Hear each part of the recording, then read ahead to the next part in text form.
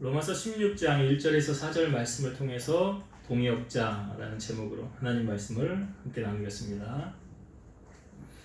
어느덧 우리가 로마서를 시작한 지 좀 오래되긴 됐지요. 1장부터 지금까지 달려와서 이제 마지막 장인 16장 결론장을 우리가 오늘 보게 되었습니다.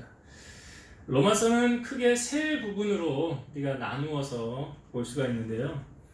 1장부터 11장까지는 뿌리 되시는 예수님, 주제가 예수님에 관한 뿌리 되는 예수님을 소개하고 있고, 12장부터 15장까지는 공동체, 교회를 말하고 있습니다. 그러니까 1장부터 11장까지 나무로 비유하면 뿌리 부분을 봤다고 한다면 12장부터 15장까지는 기둥, 그 기둥의 역할을 하는 공동체, 교회를 살펴보았고, 마지막 장인 16장은 그 나무에 때가 되면 맺히는 게 뭡니까? 열매죠.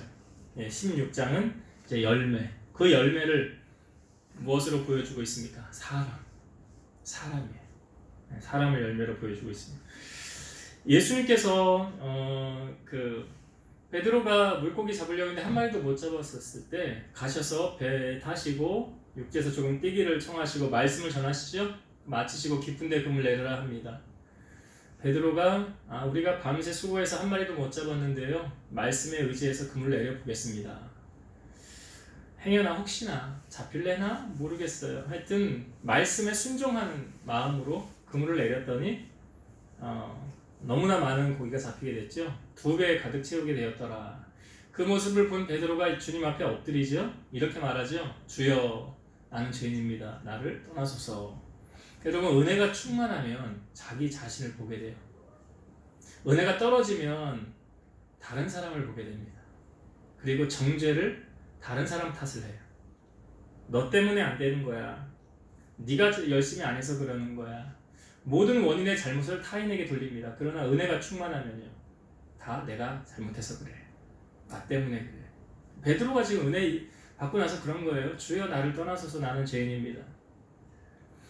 그때 주님께서 베드로에게 하셨던 말씀이 이거죠. 무서워하지 말라. 이제 후로는 네가 사람을 취하리라. 예전 성경에 보면 사람 낚는 어부가 되게 하리라. 그러니까 사람을 취하는 것, 사실은 돈을 취하는 것보다 더 중요한 게 사람이죠. 사람을 취하는 게 더 중요한 거예요. 그러니까 로마서 이제 마지막 장에 보면 여러 많은 사람을 소개하고 있어요. 많은 사람의 이름이 소개되어지고 있는데, 그 사람들이 이제 소개되어지는 것은 그 열매로 우리에게 보여주는 부분입니다. 오늘 우리가 읽은 본문에 보면 제가 1절부터 4절까지 내용을 잘랐어요. 그 뒷부분 이제 다음 주에 보려고 하는데, 세 사람이 소개되고 있죠. 처음에 1절과 2절에는 베베라는 사람을 소개하고 있고, 3절과 4절에는 브리스길라와 아굴라를 소개하고 있습니다. 사도행전의 브리스길라와 아굴라에 대해서는 우리가 먼저 살펴본 적이 있는데, 베베라는 사람은 성경 어디에도 여기밖에 등장을 하지 않아요. 베베는 다른 곳에 등장하지 않습니다. 로마서 이 앞부분에 16장 1절 이 부분에서 보여주는 게 다예요. 베베에 대해서 소개하는 게 1절과 2절이 다인데요. 베베를 소개할 때 이렇게 16장 1절 다시 보면 이렇게 소개합니다. 내가 겐그리아 교회의 일꾼으로 있는 우리 자매 베베를 너희에게 추천하노니. 여기 겐그리아 교회, 겐그리아는 어디냐? 고린도 동편 10km, 그러니까 고린도가 조금 위쪽이고 아테네가 이렇게 밑으로 있으면 조금 바닷가 쪽으로 내려온, 고린도에서 조금 밑에 지방으로 밑으로 한 10km 내려오면 거기 겐그리아라는 지방이 있습니다. 여기는 그리스 무역의 중심지, 항구 도시예요. 사도 바울은 2차 선교 여행 때 고린도에서 복음을 전하게 됩니다.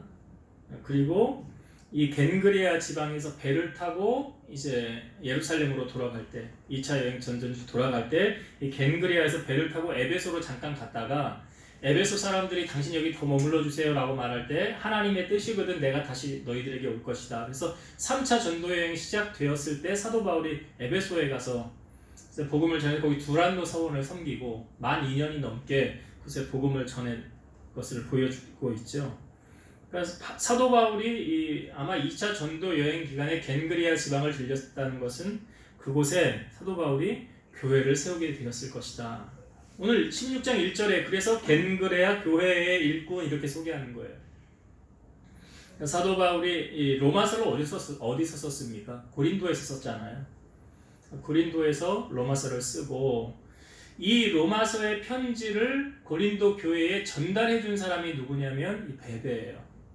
베베. 그러니까 우리 자매 베베. 겐그레아 교회 일꾼으로 있는 우리 자매 베베를 너에게 추천한다.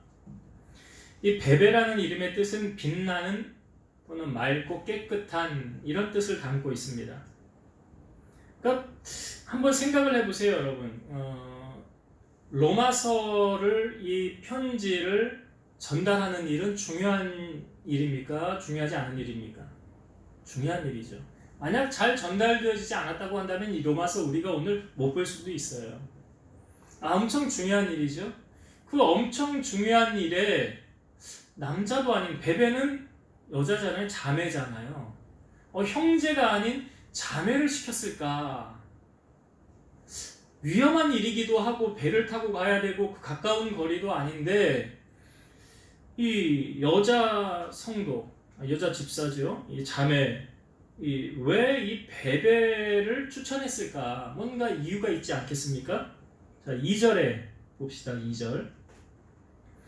너희는 주 안에서 성도들의 합당한 예절로 그를 영접하고, 그 누구예요? 베베 말하는 거죠. 베베를 영접하고 무엇이든지 그에게 베베에게 소용되는 바를 도와줄지니 이는 그는 여기서 계속 말하는 베베죠. 베베는 여러 사람과 나의 보호자가 되었습니다. 여러 사람과 나의 보호자가 되었습니다. 여기 보호자라고 이제 여러 사람과 사도 바울의 보호자로 누가 되었다는 거예요? 베베가 되었다는 거 아닙니까? 여러분, 보호자는 언제 필요합니까? 보호자가 언제 필요하죠? 일상 우리 생활에서 살아갈 때 병원에 가서 수술하려고 하면 누가 있어야 돼요? 보호자가 서명해야 되죠. 왜요? 이제 책임을 지는 거 아니에요. 우리 병원에서 이렇게 설명했다. 안 좋은 일이 일어날 수도 있다. 당신 듣지 않았냐? 여기 사인해라. 모든 책임을 누가 지는 거예요? 보호자가. 또 보호자 언제 필요합니까? 경찰서에 누가 잡혔네요. 전화가 왔네요. 누가 와야 풀어줘요? 보호자가 와야 풀어주시죠. 보호자가 와야 풀어주는 거예요. 자녀들이 은행에 가서 뭘 하려고 해도 미성년자는 은행 업무 못 보잖아요. 요즘 신분증 가져가면 학생증 이런 걸로 되어지기도 하지만, 그러나 안 될 때는 누가 가야 됩니까? 보호자가 동행해야 돼요. 그러니까 보호자라는 의미는 뭐냐면 이 사람을 책임지는 것.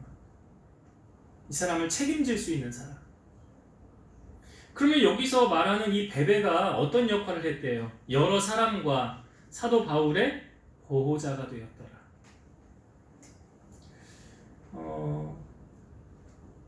당시는 노예 제도가 있었잖아요. 그러니까 사도 바울이 빌레몬서 할 때 빌레몬에게 그 노예 오네시모를 풀어줘라. 얘가 감옥에서 나를 만났는데 그전에는 쓸데없는 사람이었는데 나를 만나고 예수 만나고 변화되어졌으니 빌레몬 당신이 이 사람에게 선처를 좀 해줘라. 그러니까 그 노예의 귀속은, 그 주권은 주인에게 있잖아요. 그러니까 사도 바울이 복음을 전하면서 여러 가지 어려움이 있었을까요? 없었을까요? 있었겠죠. 있었을 거예요. 없었으면 아니, 사도 바울이 본인이 직접 말하잖아요. 내가 복음을 전할 때 강도 위협과 살인의 위협과 잠도 못 자고 매를 엄청 많이 맞고 그런 고난을 당했던 거, 강도의 위험, 강의 위험, 아무튼 그런 많은 고난을 사도 바울이 직접 겪지 않았습니까?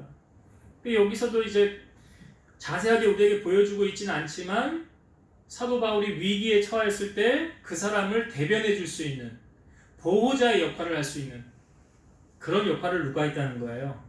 베베가 했다는 거예요. 여러분, 한국 교회, 우리나라처럼 이렇게 교회가 부흥한 거는 보기 드문 일이죠. 세계 역사에 없을 만한. 근데 잘 보세요. 그 한국 교회 세울 때 뭐 정부에서 돈 줘서 교회 세웠나요? 그런 거 없잖아요. 나라 돈으로 교회 세웠다? 그런 거 없잖아요. 제가 군종병으로 있었을 때 군인 교회를 세울 때도 나라에서 돈 하나도 안 보태주더라고요. 그냥 장병들, 일꾼들은 좀 이렇게 좀 보내주긴 했지만 차출해가지고 돈으로 지원한 건 없었어요. 그러니까 교회는 어떻게 세워집니까? 성도들의 헌신으로 세워진 거예요. 그러면 우리나라 이제 대형 교회들도 그렇지만 여러 많은 교회들을 세울 때 보면 누구의 헌신이 컸느냐? 여자 권사님들이나 여자 집사님들. 물론 남자분들이 안 했다는 건 아니에요. 그런데 그 되게 보면 그 뒤에 큰손이라고 하는 큰손들은 되게 누구냐? 여자분들이 많아요. 아마 보이진 않지만 이 베베 겐그레아 교회의 큰손이었을 거예요. 그렇게 추측이 되죠. 왜요? 아무것도 없는 사람이 뭔 보호자를 할 수 있습니까? 못하죠. 예수님 사역할 당시에도 물질로 후원한 사람들이 있었어요. 누가복음 8장 1절에서 3절. 그 후에 예수께서 각 성과 마을에 두루 다니시며 하나님 나라를 선포하시며 그 복음을 전하실새 12 제자가 함께하였고 또한 악기를 쫓아내심과 병 고침을 받은 어떤 여자들 곧 7 귀신이 나간 자 막달라인이라 하는 마리아와 헤롯의 청지기 구사의 아내 요한나와 수산나와 다른 여러 여자가 함께하여 자기들의 소유로 그들을 섬기더라. 자기들의 소유로 누굴 섬겼다고요? 예수님을. 제자들을. 누가 시켜서 하는 겁니까? 아니에요.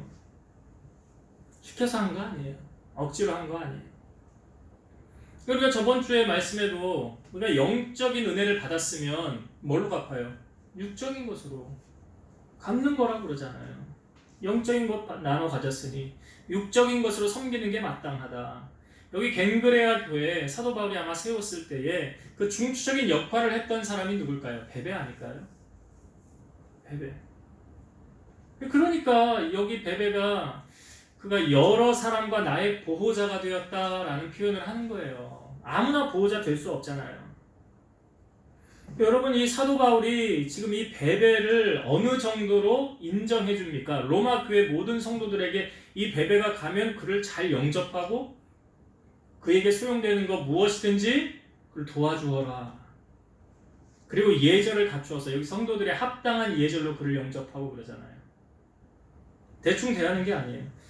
여러분, 이 사도 바울이 오늘날로 말하면 목회자 아닙니까? 목회자가 신뢰할 수 있는 일꾼이 된다는 것은 상당히 큰 축복이에요. 아니, 검증을 해도 목사님에게 물어봐서 이 사람 괜찮은 사람입니까? 할 때 목사님이 예, 그분은 괜찮은 성도입니다. 믿을 만한 분입니다.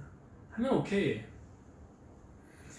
디모데전서 3장 10절에도 보면 이에 이 사람들을 먼저 시험하여 보고 그 후에 책망할 것이 없으면 집사의 직분을 맡게 할 것이요. 그러니까 아무나 일꾼 세우는 거 아니죠. 그래서 교회 안에 일꾼을 세울 때도 시험해보고 책망할 것이 없으면, 시간이 오래되면 집사 달고 또 시간이 또 몇 년 지나면 권사 달고, 그게 아니에요. 그렇게 주어지는 게 아니다. 직분은 그렇게 받는 게 아니다. 오늘 이 베베를 통해서 겐그레아 교회, 이 베베의 주축돌이 되었고 그 교회를 위해서 얼마나 헌신했으며 또한 여러 사람을 위해서 위험한 일도 있었을 것이고 또 물질적으로 많이 후원해야 될 일도 있었을 텐데 그때마다 나서서 앞장서서 이 일을 해결해 준 사람 누굽니까? 베베. 저는 이제 우리 개척교회를 계속 하고 있는데 우리 교회가 아직 자립이 안 됐죠. 자립교회라고 한다면 어떤 교회 자립교회라고 할까요? 재정적으로 문제가 없으면 자립교회라고 하겠죠. 자립교회가 우리 교회가 아직 안 됐지만 되었으면 하는 바람이 있어요. 왜요? 목사님 좀 편하려고, 잘 먹고 잘 살려고 이사 안 다니려고? 아니죠. 하나님의 복음을 위해서. 제 마음 같아서는 여러 군데 어려운 교회들, 시골 교회, 농촌 교회며 정말 그런 데서 고군분투하는 목사님들 있잖아요. 섬에서도 또 목회하고 그런 분들 계속 목회할 수 있도록 교회가 선교하고 어려운 아이들 그냥 지나치지 말고 돕고 그런 일을 하라고 하는 교회 세우는 거 아닙니까? 그런 일을 해야죠, 교회가. 그래서 어떤 교회는 일부러 교회를 안 짓는다고 그래요. 서울에 그런 몇 교회들이 있어요. 목사님들 철학이 우린 교회 안 짓습니다. 그냥 학교 강당 빌려서 하는 데 있고요. 뭐 어떤 상가에서 그냥 계속 하는데 뭐 재정적으로는 어려움이 없어요. 오히려 그것을 가지고 교회를 짓는 일에 하지 않고 그냥 다른데 선교하고 그런 일로 집중하는 교회들도 있습니다. 뭐 하나님께서 우리 교회를 어떻게 하실지 우리 기도할 뿐이고 어떻게 이끌어 가실지는 모르겠으나 중요한 것은 우리 교회가 성장이 돼서 자립이 돼서 좀 돕는 선교하는 그런 교회. 그래서 기도 제목이 있어요. 우리 교회에 우리 성도들이 먼저 복을 받아야 되고 그래야 교회가 세워지는 거 아닙니까? 성도들이 복을 받고 또 복받을 만한 사람들 하나님 보내주셔서 추수할 것은 많되 일꾼이 적으니 추수하는 주인에게 청하여 일꾼 보내주소서 하라. 하나님께서 일꾼 보내주시면 하나님이 이루어가는 거죠. 그렇게 오늘 겐그레아 교회 베베를 보면서 참 자매지만 여자 집사지만 참 멋있게 사역하는 사람이다. 그러니까 사도 바울이 믿을만 하니까 이 로마서를 베베에게 주면서 이것을 전달하라 하지 않았겠느냐. 그럼 멋있는 집사님들 되세요. 멋있는 집사. 그 다음에 우리에게 소개하고 있는 사람이 누굽니까? 3절과 4절에 이제 브리스가와 아굴라. 브리스가와 아굴라를 소개할 때 이렇게 소개하죠. 3절을 보겠습니다. 3절. 너희는 그리스도 예수 안에서 나의 동역자들인 브리스가와 아굴라에게 문안하라. 브리스가와 아굴라를 소개할 때 그 앞에 이렇게 소개합니다. 나의 동역자들.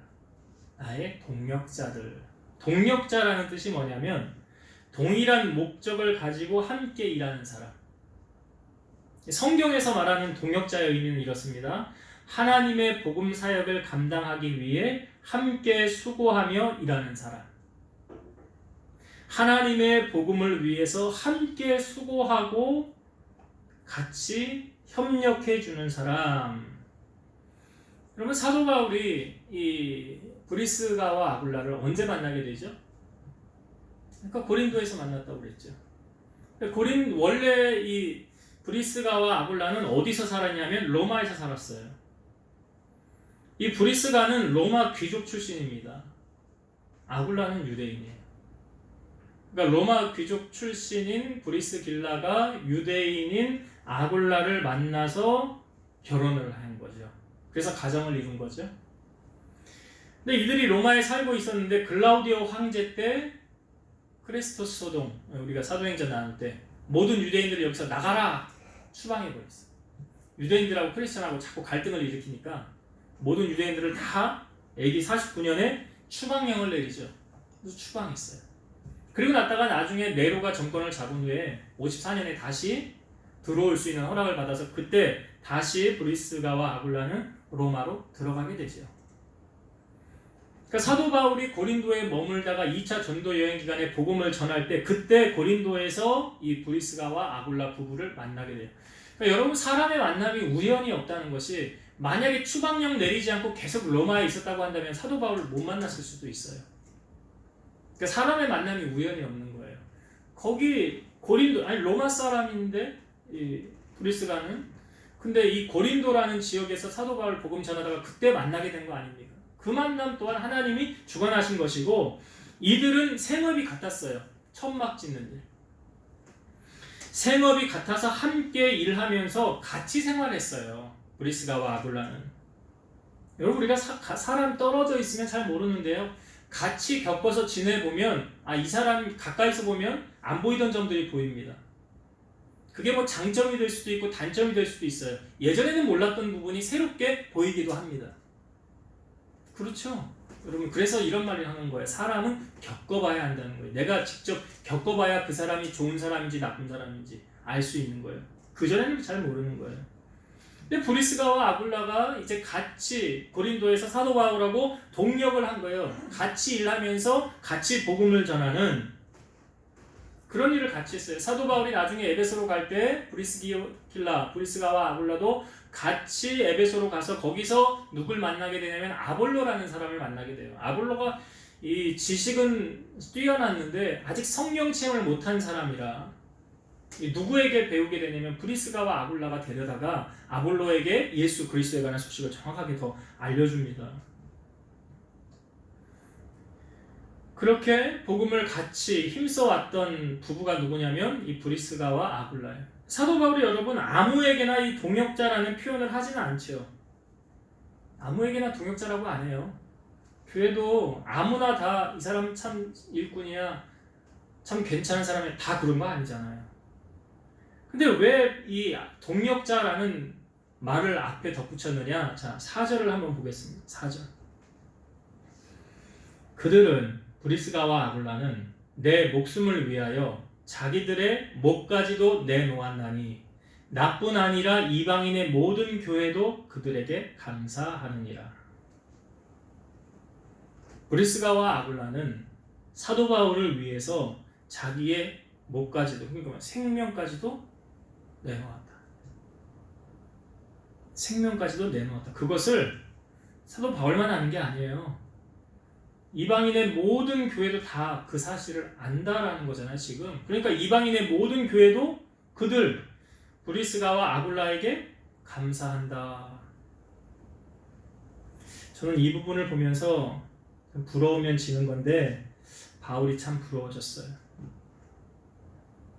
부러우면 지는 건데 바울은 참 행복한 사람이다. 목회하면서 전도여행하면서 고난도 많았지만 참 행복하다. 여러분 누군가가 나를 위해 생명을 줄 수 있다고 한다면 그 사람 인생 잘 산 거 아닙니까? 잘 산 거잖아요. 내가 힘들고 어려운데 아무도 나를 도와주는 사람이 없어. 그 사람은 자기를 다시 한번 돌아봐야 돼. 내 인생 잘못 살았구나. 누구를 원망하고 탓할 게 아니라 자기를 돌아봐야 돼. 근데 지금 사도 바울을 위해서 브리스가와 아굴라 이 부부는 목숨까지도 내놓았다. 여러분 생명까지도 내놓았다는 건 뭐 다른 거 말할 거 있습니까? 다른 거 말할 거 없어요. 제일 중요한 게 목숨 아니에요. 성경이 말하는 가장 큰 사랑이 무엇입니까? 요한복음 15장 13절 사람이 친구를 위하여 자기 목숨을 버리면 이보다 더 큰 사랑이 없나니. 자기 목숨을 누군가를 위해서 줄 수 있다고 한다면 이보다 더 큰 사랑이 없대요. 다윗에게는 많은 용사들이 있었습니다. 그 중에 특별히 세 용사를 성경에 소개하는데 요셉, 밧세바, 엘르아살, 삼마 이 세 용사는 어떤 일을 하였냐면 다윗이 산성에 머물렀을 때 블레셋 사람의 요새가 베들레헴을 둘러 진치고 있었어요. 그때 다윗이 자기가 소원하여 말하기를 베들레헴 성물 곁 우물물을 누가 내게 마시게 할까? 다윗이 그런 말을 했어요. 옆에서 세 용사가 들어요. 그리고 이렇게 행합니다. 사무엘하 23장 16, 17절 세 용사가 블레셋 사람의 진영을 돌파하고 지나가서 베들레헴 성문 곁 우물물을 길어가지고 다윗에게로 왔으나 다윗이 마시기를 기뻐하지 아니하고 그 물을 여호와께 부어드리며 이르되 여호와여 내가 나를 위하여 결단코 이런 일을 하지 아니하리이다. 이는 목숨을 걸고 갔던 사람들의 피가 아니니까 하고 마시기를 즐겨하지 아니하니라. 세 용사가 이런 일을 행하였더라. 다윗은 그냥 누가 저 베들레헴 물을 내게 떠다 줄까 이렇게 말을 했는데 세 용사가 듣고 가서 적진을 해치고 들어가서 그 물을 떠가지고 왔다는 거예요. 다윗은 말하죠. 이것은 목숨을 걸고 갔던 사람들의 피라는 거예요. 다윗이 그걸 마시지 않고 그것을 여호와께 다윗은 부어드려요.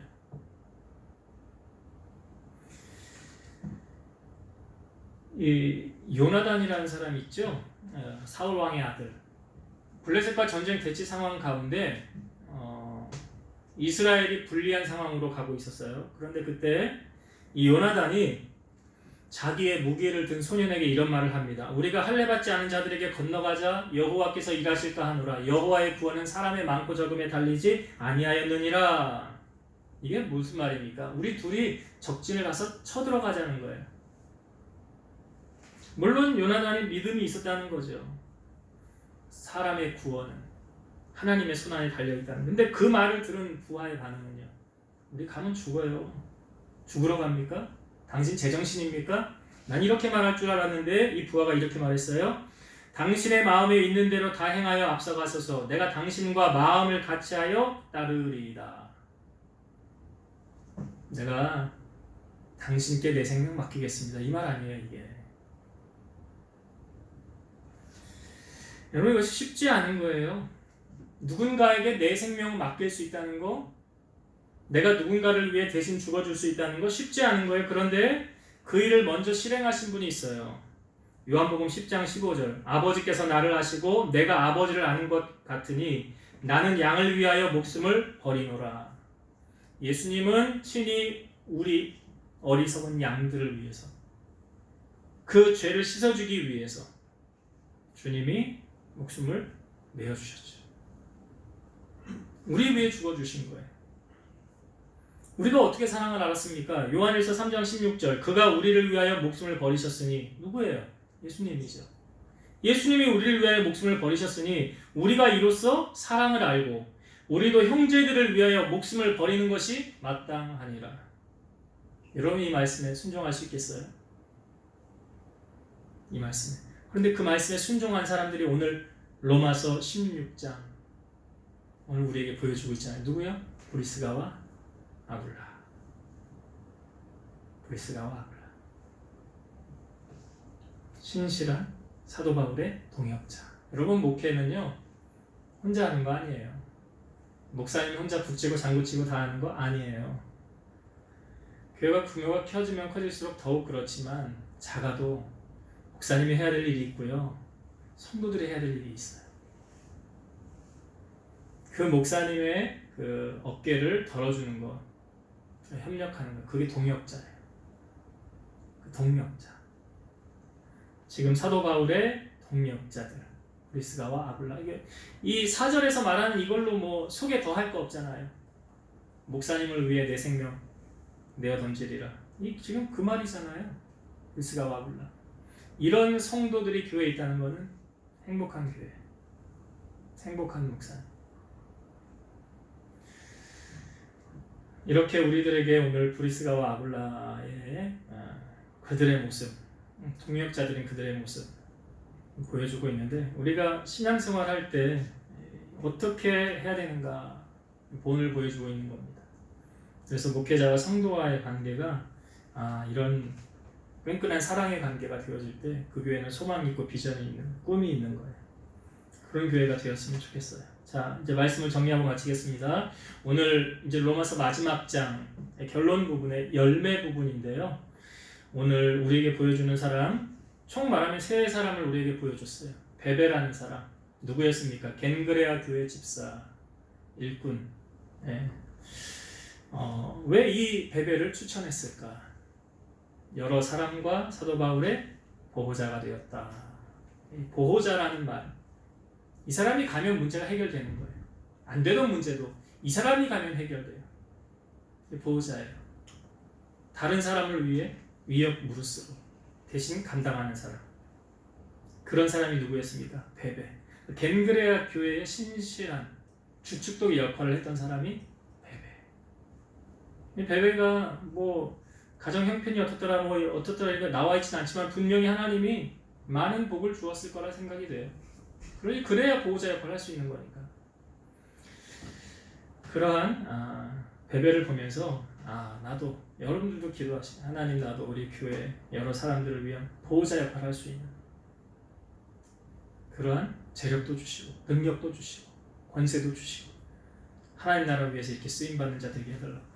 또한 또 나누었던 사람이 이제 브리스가와 아굴라, 여기서 대단한 칭호를 이들은 받습니다. 사도 바울의 동력자. 함께 주의 일을 위해서 수고한 사람들인데 바울을 위해서 목숨까지도 내놓는, 생명까지도 줄 수 있는. 뭐 다른 거는 말할 것도 없죠. 그래서 이 부분을 통해서 우리에게 생명을 내어주신 분이 주님이시고 우리가 그래서 사랑을 알았고 우리 또한 그 사랑을 실천하는 자가 되어야 된다.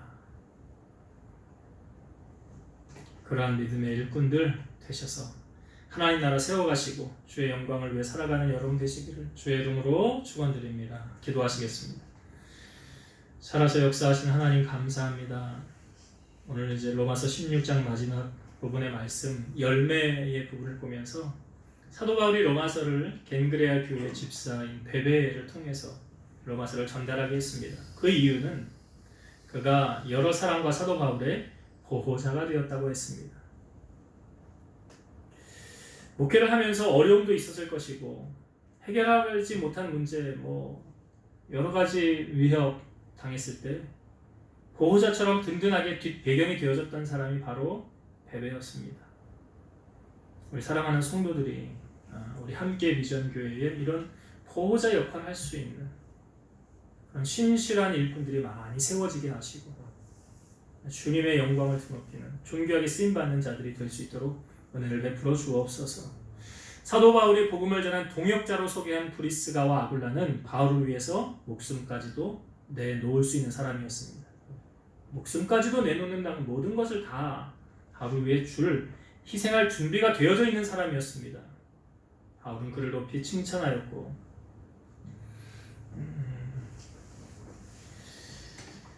그들에게 또한 감사를 아끼지 아니하였습니다.